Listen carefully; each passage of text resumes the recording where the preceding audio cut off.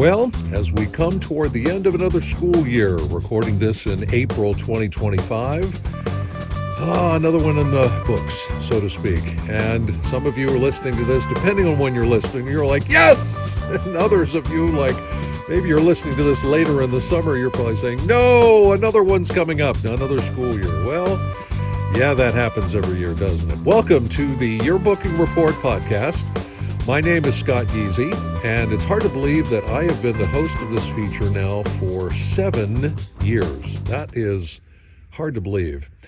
And of course, you never can predict the future. Crystal balls are often cloudy, but it's possible this particular episode may be the last episode of the Yearbooking Report podcast. It's been a fun run talking with so many great teachers and advisors and experts, literally from all over the country. We have had great conversations about yearbooking, about student journalism, and hopefully, if you're a regular listener, you've gotten some really good advice from some really sharp people out there. And so we've got, I think, one more episode to go, this one. And I don't know, maybe we could say we've saved the best for last, although our guest in this episode we've had on before. It's our friend Ava Butzu. Now, she's different this time. When we've had her on in the past, she was one of the top yearbook advisors in the country from Grand Blanc, Michigan. Well, she went and retired a couple of years ago, doing some various things, but now she is an education specialist for Jostens, and we are thrilled to have her on the team because she is a pro's pro. And we're going to be talking with Ava in this episode about educational stuff with yearbook, what's hot with yearbook right now, but especially the main emphasis for this episode, we're going to have some fun, the future of yearbooking. And so Ava and I got out those, cloudy crystal balls, so to speak. And later in the episode, we're going to start, dreaming, thinking about what could the future be for yearbooking. Will it still be a book? Well, we'll leave you in suspense. Some other interesting items. And, of course, the big animal in the room, of course, is artificial intelligence, AI, which has become such a talking point, especially in the education world these days. Well, what about the yearbooking world? Is it possible to use AI right now? What could AI possibly do in the future? Ava and I will investigate that, and then you can see if you agree or disagree. But we're looking to the future of what we do. We think we're going to keep doing it. Is it possible we may do it differently? Interesting thoughts. First off, though, let's meet Ava. All right, we welcome back to our podcast. Call her a semi-regular, I guess, our friend Ava Butzu, who now is in a different place, doing a different job. All right, Ava, hello. Thanks for joining us today. Hi, Scott. Thanks for having me. Now, for folks who have been religiously listening to this podcast, first off, you need a hobby, okay? You really need to get out and do something. But we have had Ava on, I think, 2 times before, so this would be number 3. But first off, let's mention our main topic coming up in a little bit. Ava and I are going to have some fun, and we're going to sort of look to the future of yearbooking. Because, again, we've got our gadgets and gizmos and all this other stuff, and there's AI and speculation and all this stuff. And so here we are making a yearbook, which we've been making for well over 100 years. Is this going to change at all? And I know Ava's got answers for me, which I'm curious to hear. So we're going to talk and do some dreaming, if you will, coming up a little later in the episode. All right, first off, Ava, let's get some background for folks who are not religious listeners of our podcast. Again, tell us about where you're from. You've retired, which is interesting. You're only 40, so I'm not sure how you retired only at the age of 40. Okay, I lied there. Tell us about your background. You are one of the top, I think, one of the top yearbook advisors in the country. Used to be from Michigan, so tell us about you. Go ahead.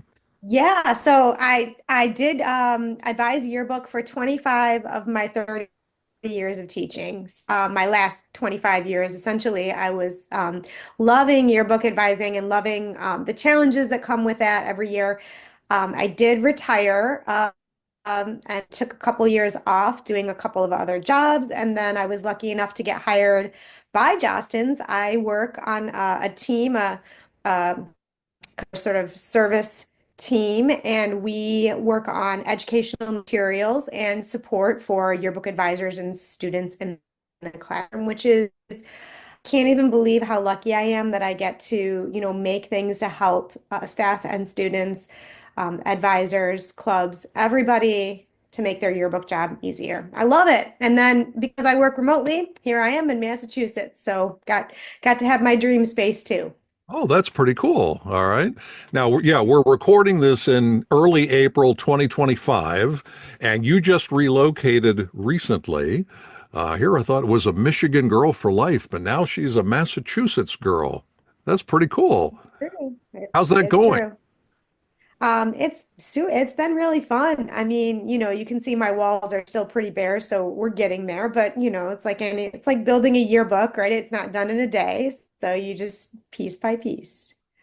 Well, for folks who aren't aware, we do two versions of our podcast. There's the regular audio version, but there's also the video version, which is posted on YouTube. And yes, you have extremely white walls. I mean, come on, lady, get some curtains or something, would you? Yeah, I need a good Jostens color palette to get me going. Now, again, you mentioned you now work for Jostens. So, and you've got a fancy title. All right. So tell us, what's the fancy title and what are you doing now with your books now nationally, essentially? What are you doing with your books now these days? So I am a senior education specialist. My job is, as I said before, I work on a pretty small team, and we run the digital classroom. So for anybody who's ever logged into Yearbook Avenue, you know the digital classroom tab.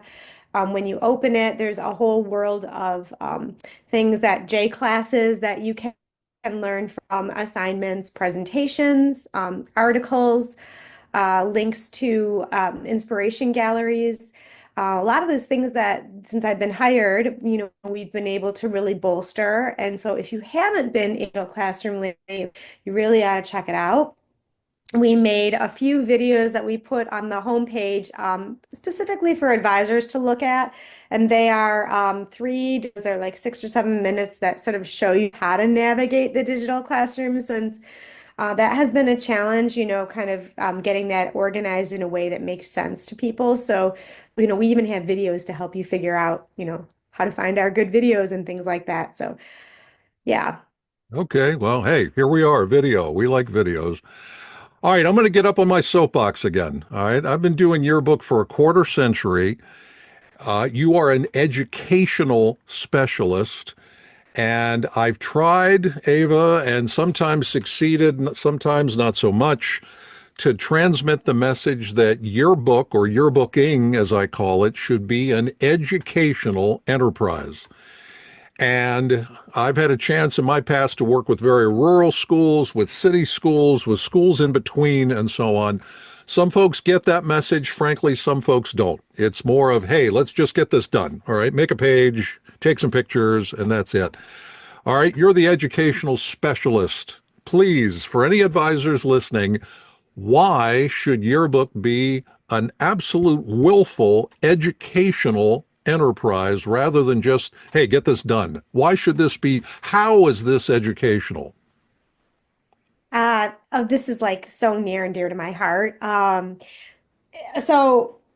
of the projects that we've taken on, and I'm holding these up if you can't see them, one of the projects we've taken on is we're creating 8 little guidebooks. They're just sort of small, hold in your hand guidebooks, and each one is geared toward a specific role that a student can have on yearbook staff. So one of the most important things I think is, the coverage editor or the managing editor, who keeps track of who's in the yearbook, what topics are in the yearbook, how many times things have been covered, if somebody hasn't been covered. Um, these books were designed, interestingly enough, there's all this kind of information online to help kids get a yearbook done, right? Just do it. But when you make a yearbook that is valuable, that like really resonates with your audience because it's personal, because it's meaningful, because students took the time and the care to actually share the stories that are happening and tell them in powerfully visual, powerfully verbal ways. the experience is richer for the students that are making the book and, for the students who are buying it, who are receiving it and taking it home. I have to say, anybody can, digitally slap photos on a page and you can AI generate, and I know we're going to talk about this later, but you can AI generate a caption for any photo. I call those, um, any school, any year, forever captions, right? They could appear in any yearbook, any year. They're not personal, they're not meaningful. Um, it's so much richer of an experience for a student to be empowered to actually understand the value of the role of being on staff, and especially of a leadership role where they can learn how to be in charge of something. And that's why I love these little guidebooks, is because it's like 80 pages of taking you step by step through the role. Like if you're going to be a photo editor, where do you start? How do you figure out what the Jostens materials are? How do you inspire your staffers? Like, how do you learn the skills of photography? And then how do you inspire your staffers to get excited and to want to go photograph? How do you build team? All of these things they're so empowering for students so that, I mean, we keep talking about doing things in the classroom that are going to translate into the real world. There's nothing more real world than this. And, but kids need to be taught how to do it. They need the materials, they need the step by step, they need ideas, inspiration. So, of course, all of that, as I said before, is online. You can probably search for it and find it anywhere. But we decided to make these little paper analog guides that are workbooks that kids can write in and take notes in and personalize. And they've been great so far. Everybody, I mean, I've just seen kids gravitate toward them, grab them. Advisors are assigning them for summer homework so that kids can kind of get ready and come in and hit the school year as experts and really get that sort of, among their peers, get that credibility that they want on day one as leaders. So I know that was kind of a long-winded response, but it's what could be more exciting than learning and gaining those skills and building a team instead of just like sitting at a computer and slapping some random photos on a page. I love the terms analog. Oh boy. For me, Ava, that's old school, just old school, like a book. Okay. Yeah. People still love books, I think. All right, now two quick things. Number one, for advisors either watching or listening, if you want more information on those booklets, like, hey, I've never seen that before, contact your Jostens representative and ask them. They can help either get them for you or show you how to get them and so on. Now, Ava, here's a question, and I've heard this too many times over too many years. And in a lot of cases, it's a rookie person, a rookie advisor, although sometimes it's a veteran, and they say something like, well, hey, I'm not an expert in yearbook. I'm not an expert, so I couldn't begin to teach this stuff, to kids. And so it's just get it done, get it done. I'm not an expert. All right, Ava, either using the booklets or other materials, do you have to be an expert to teach all the various aspects of yearbooking? You're saying no. Tell me why. There's no degree certification in yearbooking, right? There's journalism, but journalism is sort of the backbone. It's the underpinnings of making a yearbook, but making a yearbook is it's also about building community and team and it's, in my opinion, it's a long, like people buy their yearbooks and then, they hang on to them, they move. I know I just moved and I carted just like a box full of yearbooks with me, right? It's like you're never going to throw your yearbook away. And if it gets ends up in a fire or a flood, people would call me at the high school that I taught at and ask me, say they graduated 30 years ago, 40 years ago, do I have any of their yearbook left? They'd pay anything for it.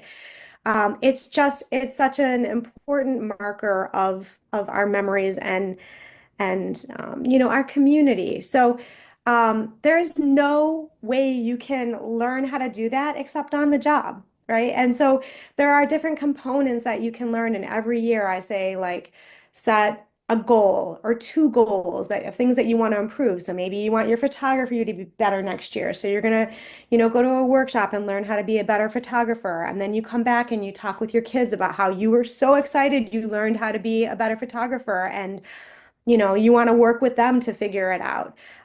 For me, making a yearbook was always about working with my students to learn just a little bit more than they did and then get them excited because I was going to ask them to help me figure it out and build a program. And they were building a legacy themselves, right? So I'm an English major. I knew nothing about photography. I knew nothing about InDesign, any of these programs, Layout Pro. None of these things made any sense to me, but you learn as you go. And the best part is you build community with your students who then build community and these memories that, last forever, essentially. Yeah, I will say several years ago, I had the opportunity to visit your classroom in Michigan. I happened to be nearby for an event and rolled over there to where you were and just spent that period kind of in the back of the room, just watching. And one thing I noticed right off the bat, you sort of started the class and then you went and sat down and a student editor came to the front of the room and you had a room full of students and they were leading the effort. All right. And sort of what you were just describing there a little bit, but let's go a little further, Ava. Why should all advisors sort of do it that way? Instead, there's enough on an advisor's shoulders right here with all the other classes you're teaching. Let the kids lead. Why do you think it's really valuable and important to let the kids lead? So letting the kids lead for me was how we met deadlines because it wasn't my deadlines we were trying to meet, it was theirs. And they understood the real world implications of that. If they didn't meet their deadlines, they weren't going to get their book on time. They were putting their name on the pages in the book. It was their book. So they cared more about, getting it done. But again, also the idea of empowering them. I mean, Jostens gave us like 4 deadlines a year, and we decided that that was just too hard for us. It was too many pages at a time. So we broke them into these smaller chunks. And then we inserted other little projects along the way that were fun projects in addition to your book. Then a lot of it was social media. Some of it was marketing. So we would always sit down and say, like, how can we, last year we made these fun posters that went up in the school. Do we want to do those again this year? Do we want to make it different? And it was this collaborative decision-making process where the kids could say, the posters were great, but what's trending right now is, TikTok. So can we do TikToks instead? And I'm like, I don't know anything about TikTok. I don't know anything about it. But if you guys want to do it, let's do it. We'll figure it out. I'll be the advisor. I'll give you advice. I'll guide you. I'll, you know, help you see some pitfalls before you fall in. And if you fall in, I'll help you get back out, right? So that's an advisor's job, versus the advisor doing the pages so that the kids are not invested and they don't care. And I know a lot of advisors just want to get the book done and the kids aren't invested, but it's this vicious cycle, right? Like, how can we build a collaborative community of people who have ideas and we learn how to say yes and instead of no, we're not going to do that. We've tried that before or it'll never work, right? Yes and is so empowering. Well, that's great advice. I love that. That's great. All right, now we're having this conversation in early April. Now, depending on where people live, I'm going to say roughly 2 months of school remaining. And if I recall, you did a spring delivery yearbook, correct? That's right? Yeah, okay. That's right. So by this juncture, again, early April, your book was finished. And so a question for you is, okay, we still have, let's say, 2 months to go. Should we just, twiddle our thumbs and waste time? What did you do with your group in like those final 2 months of the school year that was very productive, either for right now or maybe next year to, get things started? What should your group normally do in those last 2 months? Okay, this is a great question. Interestingly, we just this week have posted on the digital classroom a new page, and it's called End of the Year Projects, and it's 12 things you can do when you finish your yearbook. I am, I have been that advisor who's been exhausted, finished the yearbook in April, and I was like, the kids want to watch High School Musical, so we're going to watch High School Musical, right? I'm kind of okay with this idea of taking a day or two, or maybe even three, to sort of just like take a deep breath. But for me, it was always important to keep the kids engaged. I want them in school, I want them in class learning, building community, spending time together, building these skills that they're going to need. So, of the 12 tips of things that you can do at the end of the year, right, that are going to help you for now sell your book and then help you for next year build your team and build your theme. So of course, working on a distribution event.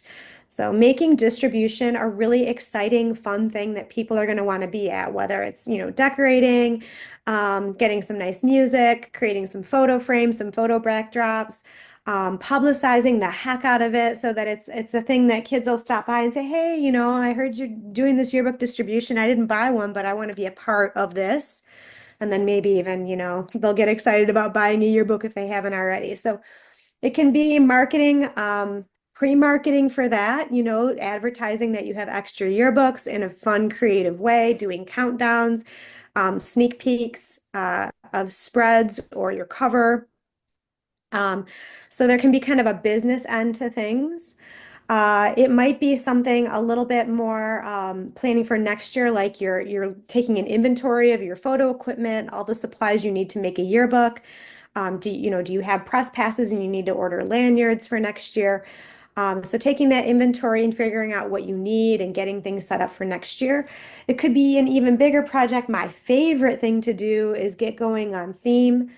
My thought is, whoever's coming back to yearbook next year, they get to be involved in deciding what the theme is going to look like. And we want that cover designed before the end of the school year. It may change a little bit over the summer at summer workshop, but let's get that theme figured out and get the look done and get the cover done so that at the start of the year, we can start reporting on all the cool things that are happening the first week of school or even before that. So check out that post if if you're a Jostens person, check out that post online because I just gave you 3 of the 12 ideas. All right. And if somehow you're a non-Jostens person right now, contact your representative again, and I'm sure they can, plug you in, so to speak, and get you some great stuff.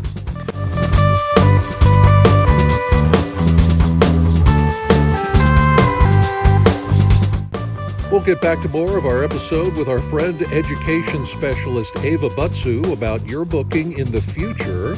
Coming up in just a bit. Again, we're going to dive a little deeper into this little dreamland, if you will. And again, the big question, what about AI, artificial intelligence? I'll tell you what, stay tuned because I really wanted to test Ava on this one, and I think she scored in flying colors. She has some really great advice about what AI is good for, what it is not good for, maybe how you can use it literally now or next year with your current yearbook effort. She's got some great advice.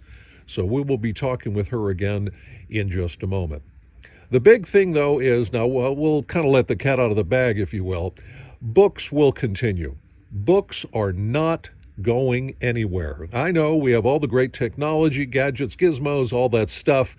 And in a lot of cases, it really is cool. It's some great stuff. But it's never going to replace a yearbook. Now, what could yearbooks be like in the future? Well, if you're a Harry Potter fan, you might be remembering the movies where the newspaper in the town there had moving pictures. Remember those? Well, we don't think that exactly is going to happen, like moving ink on a page. That would be quite a stretch. But clearly there are going to be some future elements involving yearbooking, but frankly, a lot of those elements probably are being used right now. All right, think about different things with photography, some things with online connections like videos and so on, maybe audios and so on. So a lot of yearbook staffs across the country are doing some of those things, but that doesn't mean they're going to replace a book. A book is still something highly prized. Even youngsters, I'm thinking, teens, preteens, and so on, they like a book in their hands. Isn't that interesting? with all the gadgets, gizmos, and stuff that we have today, and predictions about, again, AI and all this other stuff, people still feel very comfortable with a book in their hands. And of course, all those things, you don't have to plug it in, you don't have to charge it up, all that sort of thing. You can pick up a book and start reading anytime you want. Very durable. Of course, there are yearbooks out there well over 100 years old. Think about our technology today. How much of it's 100 years old? Well, none, of course. Your smartphone certainly is not 100 years old. The internet is not 100 years old. None of that stuff is true. Social media, nothing. Now, maybe eventually it will be around the year, 2100. We're a long way from that. Yearbooks are not going anywhere. And as a yearbook advisor, hopefully you know that. Hopefully I've just convinced you. And the idea is, yeah, we've got to keep this tradition going and going. And if anything, make it even more popular than it's ever been. And I think Ava here in a moment is going to share some more advice on how to help you get there. So let's get back to Ava. All right, now let's move on to the fun part, okay? Because when I threw this one at you, I think your eyes kind of lit up like, oh, this is going to be good. We're going to talk about the future of yearbooking, which is a crazy question because, again, technology, again, here's my gadget, right there it is changing so quickly. I mean, AI, for instance, Ava, as I won't say it's, come out of nowhere, but it kind of has, like, boof, there it is. And we don't know what's going to bring 5 years from now, 10 years from now. We don't know. And so my opening question here for you is, when we're looking at all this technology just hitting us all over the place, is yearbooking going to stay the same? In other words, there's always going to be the same basic elements and stuff. I don't know. Is it possible that could change at some point in the future? Look on your crystal ball there, right below you. What do you I've think? been around. I've been around for a long time. So I've seen, before we even were using computers to make yearbooks, I was making yearbooks. So if you'd asked me back then, is yearbook going to stay the same or change? I probably would have said stay the same. But now that we've seen the pace of how things change, how rapidly they change, I think you're right. I think the journalism fundamentals and the concept of getting everybody in the yearbook in a meaningful way and telling stories and like all of that's going to stay, I hope, stay the same because I think it's really valuable. And, you know, but I think the tools that we use are going to continue to change. And so I think we have to be open to learning how to use them responsibly, creatively, ethically. Um, so we're learning how to be more flexible and fluid with how we learn and how we teach. And maybe ask some really important, thoughtful questions. Back in the day, it used to be like, are you really going to write a gag caption and make fun of someone in a caption in a forever story? Yearbook stories are forever stories, right? You want their grandkids reading a joke about them? We did ask ourselves ethical questions back then, but now we're asking those same questions about how we use those tools that are available to us and what is ethical, what is true storytelling versus made up. All right, this is humbling. I hate to admit this, but I'm older than you, okay? And so, but you may remember this, all right? Let's go back to the 1990s. What I recall back then was the VHS yearbook. Oh, this is great. This is so wonderful. I mean, books are so old-fashioned. They're going to be gone. The VHS yearbook. And some people really bought into this. Today, books are still around. How many of you, show of hands, if you played a VHS tape recently? No. CDs are old. Heck, DVDs anymore are old. And so, Ava, you mentioned, all right, we got some new tools and stuff. It's just, an opinion. We've been down this road with technology, which then is gone. It's here, gone, here, gone. Books, here.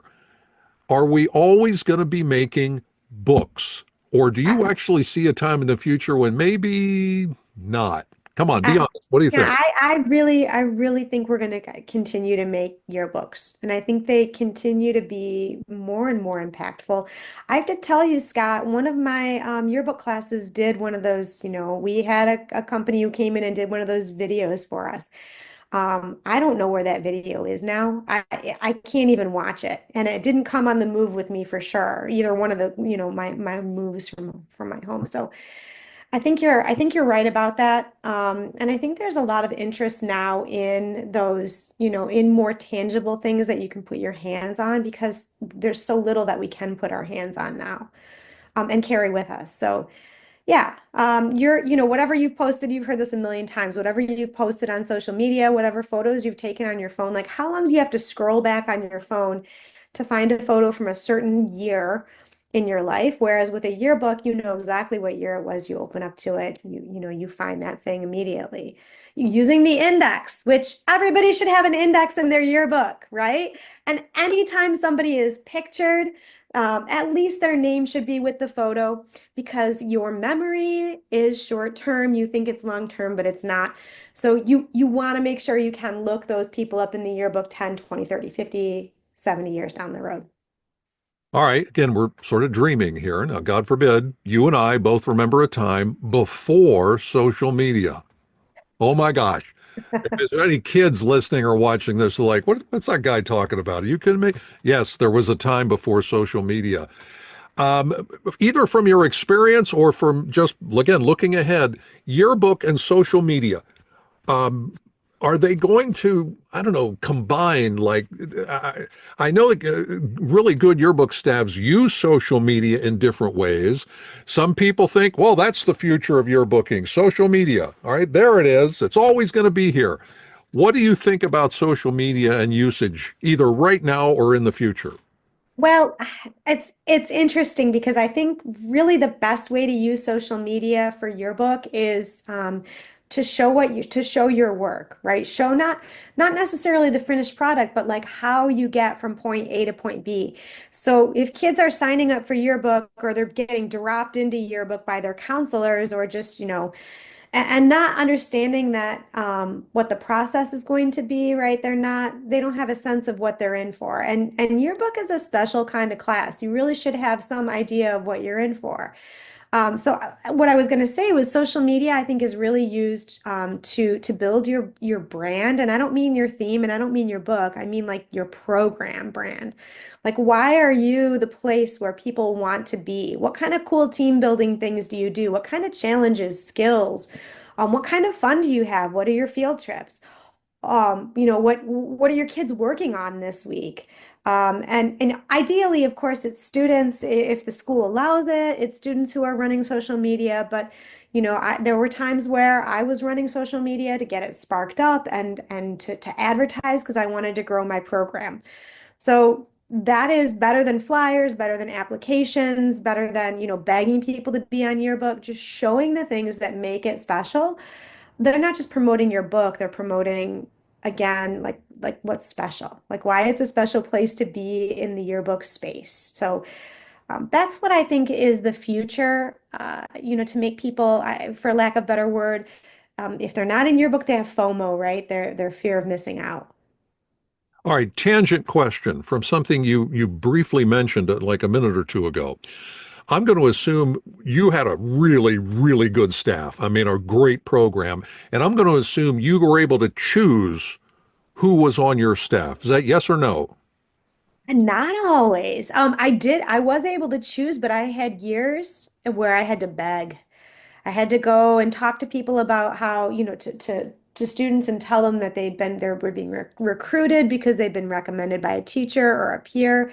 I had to appeal to the kind of athlete in them, and they were like, recruited? I'm being recruited. This is cool, it's not always easy. And programs, even the best programs, go through down times when kids, they've heard that yearbook is a lot of work and they don't want to be a part of it, which is why I'm a big proponent. I used to hate team building, icebreakers, all that stuff felt so fake to me and so contrived. And then I hit rock bottom right after COVID, and no one wanted to work, right? No one wanted to be a part of that busy hive of yearbook. So my students and I had to learn how to have fun, believe it or not. Then it was game changing. So, and I want to again, I know I'm plugging all the things I'm working on for Jostens, but we did just create. And again, if you're online, you can ask or if you're listening in this podcast, you can ask your rep about this about getting some samples of these cards, but we designed these three of these.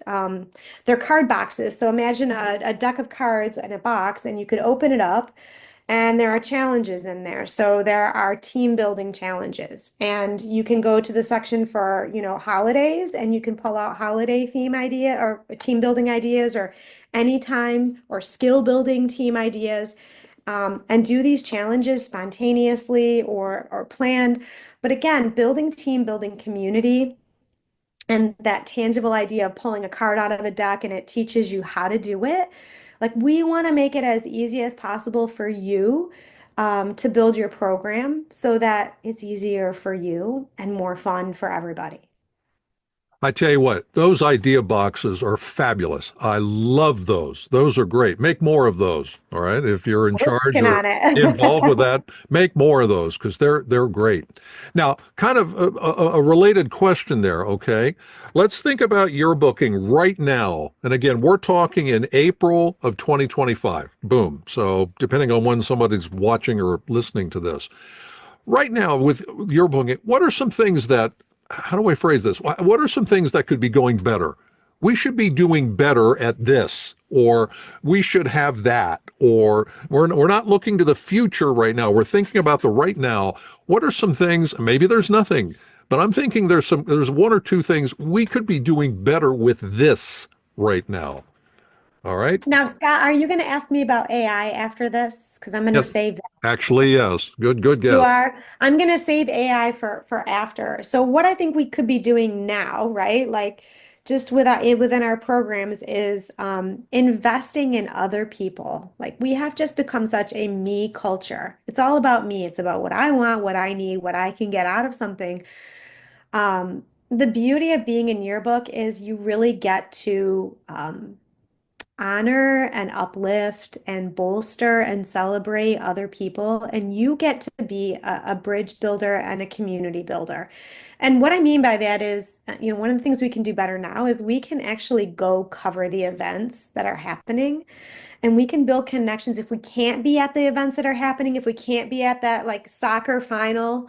Right, we can build bridges with, the parents that are there ahead of time and say, I can't, we can't be there. No one in our class can be there. It's too far away or whatever the reason is.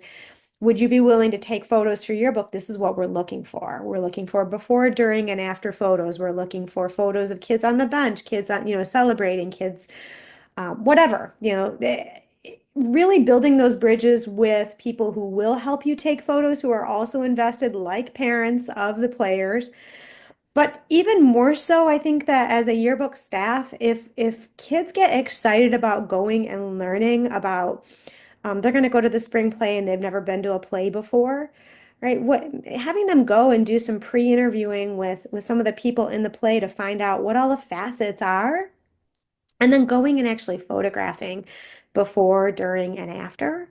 Because then you have all these photos that are yours, right? As a kid, you made this and you're invested and you care about the people in the photos because you've talked to them. So what can we be doing better is we can be, like getting away from our computers and going and talking with people and being curious and getting ideas. I think that's what we should be doing. Just relationships, make those connections out there, which gadgets and gizmos allegedly are great for connections. No, they're not. That's one man's opinion. All right. No, they're not. If COVID, an opinion again, if COVID taught us anything, it's that we need that human interaction, literally face to face, not, hey, I'm FaceTiming you. No, it's not the same. It's just not. Now, yes, AI, the big animal in the room. Now, it's interesting, Ava. I'm going to be curious for this answer. Over the last couple of years, I've had conversations with teachers, not just advisors, with teachers. And there are some teachers I think still are excited about what AI could bring. And there are teachers and maybe administrators that are petrified by what AI could bring. Now, you're smiling. All right. Let's talk about AI and Yearbook. Let me start with this. Let's start with this. Are you excited or petrified, just in general, How, by how AI about and both? why? Can you can be two things at the same time? So I am both. Okay. Yeah. Okay. Why? Why is that? Um, well, like any old school teacher, I have a sort of a mistrust of technology. It never, as we've said before, like that VHS yearbook never made the grade, you know? So, but excited because it really, again, with some really good thought, it can be an amazing tool. It can be a really helpful tool. I went into it thinking like, why would you ever want to use AI to help you write a caption? And the answer to that is you wouldn't. In my opinion, where's your ownership? If you're telling AI, if you're feeding it a photo and asking it to write a caption, it's that, what did I call it? AYASF, right? Any school, any year, forever. Which that's not meaningful. But if you're using AI to help you condense a caption to make it shorter to fit a space, right? Then it's a beautiful thing. So it's an editing tool. Or it may be a tool that you're using to generate, this is my favorite way to use it, which is to generate a list of questions about a topic or a subject or a sport, a club, right? To generate a list of ideas and questions that you can use in an interview. Or to teach you, if you've never been to a rugby game, it will teach you what rugby is, right? So there are things that AI can do to make your life easier as a journalist. It can help you create a list of photos that you might want to take at an event. So I've already talked about wide, medium, close, before, during, after, all of these things. You can ask AI to help you create a photo list of photo shots you should take. And so those are the ways that I think the tool is really valuable and useful at this stage. Super dangerous when we start talking about creating photos with it or altering photos with it, or generating captions, because that is in my opinion, you're not telling the truth, right? So yearbooks are all about telling the truth and being truthful. I mean, there are some people, they think eventually AI is going to take over the world. I mean, literally take over the world and so on. Um, could it ever how do I put this, ever take over yearbooking? Like, oh, we don't need people anymore. We'll let the machines tell the stories. We'll print the pages. We'll hand it to people. They'll be so happy. You're saying no. Why not? Well, I mean, the whole purpose of a yearbook is, right, to tell the stories of that particular year. And can you really do that if you haven't been there to experience them? Yearbooks are about giving students a voice and putting their voices in their quotes. I mean, is AI going to go out and figure out who was on the team and run the interview and then pick the best quotation that fits into the story? I I mean, I don't think so. But even if it were able to do that, then what's the purpose of going to school, right? We're there so that we can explore, try things, learn, make mistakes, go back through. I love One of the things I love about yearbook is the opportunity to do something you've never done before. It's okay, but somebody tells you it's just okay and then helps you figure out how to make it better. And then you go back and try and you do make it better. You get a chance to revise, right? There's no F in yearbook. There's no failing. There's just, learning, growing, trying again. And that is what is going to make you a successful and happy, thriving adult, is to have those experiences and skills. AI is not going to give you that. Okay. Now, let's review a little bit. You kind of touched on this a couple of minutes ago. Right now, how could a yearbook staff use AI with their yearbook for something constructive? Right now, from your experience or your opinion, what are ways that AI could help out a yearbook staff right now? As many as you want to list, or as few as you want to list. Go ahead. Well, as I said before, well, there's a website called Murrow, which is Murrow, I believe. set up to help student journalists and journalists figure out how to tell a story. And doing that through, again, creating a list, helping you generate a list of interview questions. So helping you figure out how to be curious if you're not already curious, or if you are, but you just want to find the right questions to ask, right? It can help you generate that. That's something you can do right now with AI. Um, we know that there are a lot of, like, technology and tools that are making our lives easier.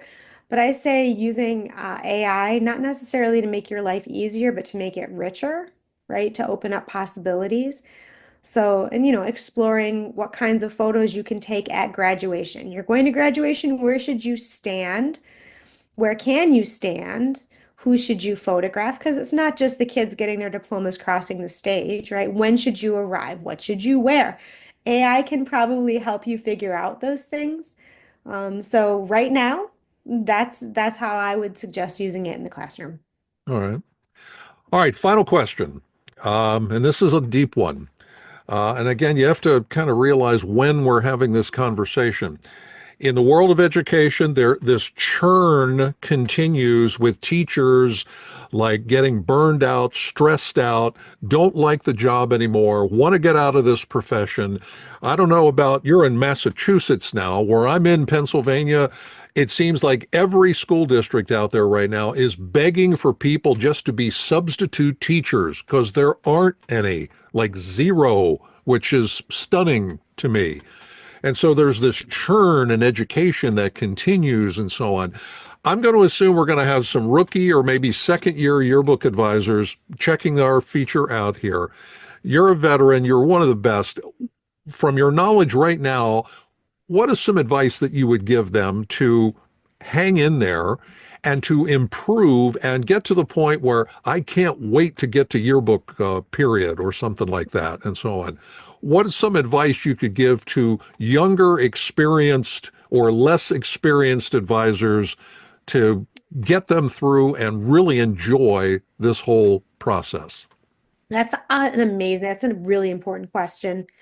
The I think it takes about 3 years as a teacher or an advisor for the bug to bite where you love it, because you see how far you've come, as a teacher, and you see how far your kids can come, and you build these connections with them that you don't build in your other, classes that you're teaching. So hanging on for the first 3 years can be really challenging. I recommend, going to as many workshops, conferences. Jostens has an amazing Jostens Advisor University every summer. New advisors, experienced advisors, and they connect.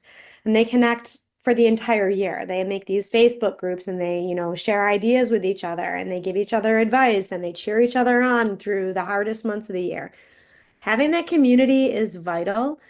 Having students who are excited. I used to love when my kids would quote unquote call in sick, meaning if they weren't coming to yearbook, they would email me and let me know.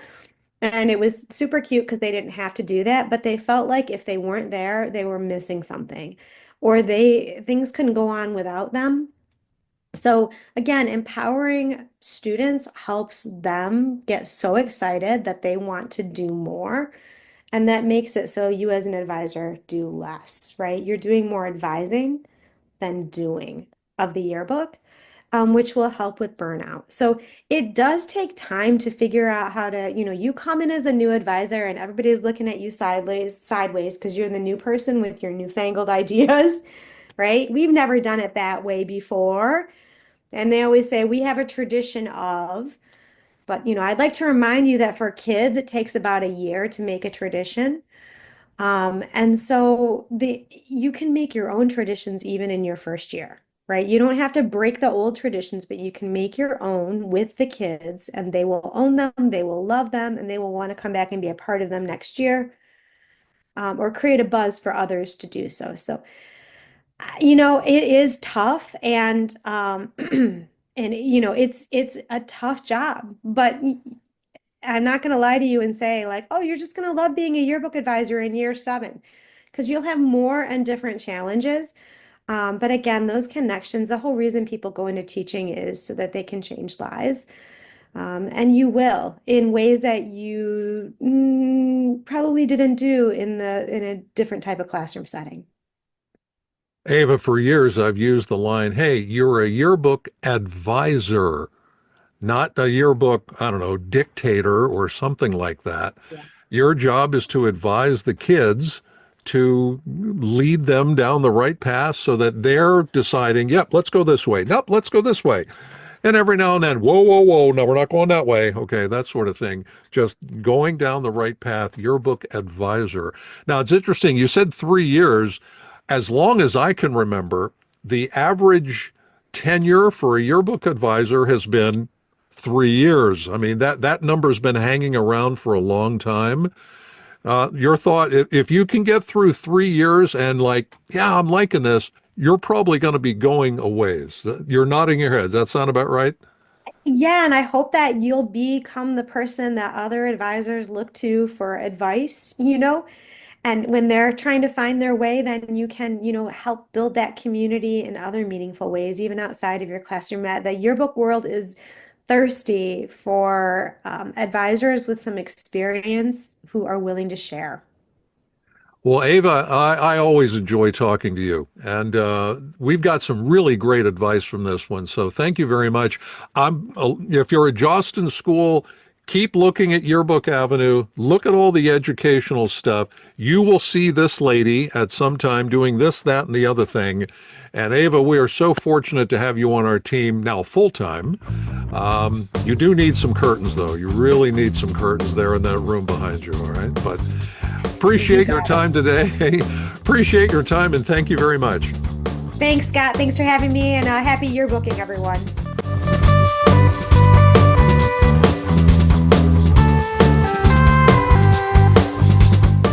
Once again, a big, big thank you to our friend Ava Butzu, who again is now an education specialist with Jostens Yearbooks. Thrilled to have her on the team. She again is one of the best. If you are a Jostens school, of course, you use the Yearbook Avenue website. Be on the lookout for stuff from Ava, maybe even videos and stuff from Ava. Definitely check out the digital classroom on Yearbook Avenue. She's one of the people to make sure that stays up to date, fresh material, good material, helpful material. So keep in mind Ava's name. You're definitely going to be seeing her, hopefully for a number of years into the future. Once again, if you've been somehow a long-time listener to this feature, thank you, and thank you. It has been an honor to bring it to you since 2017. Again, maybe things will turn up differently in the fall. I doubt it, but maybe. We'll see. But either way, thank you for listening to the Yearbooking Report podcast.